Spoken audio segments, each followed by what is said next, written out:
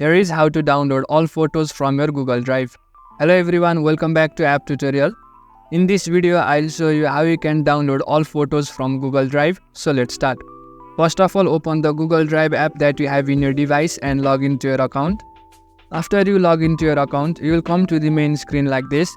Now open the folder from where you want to download your photos. After you open the folder, you will find all the photos that you have in your Google Drive.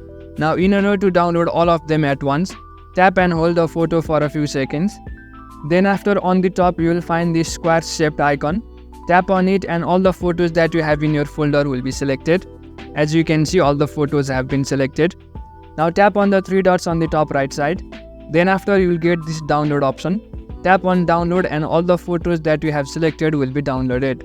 So in this way you can easily download all photos from your Google Drive.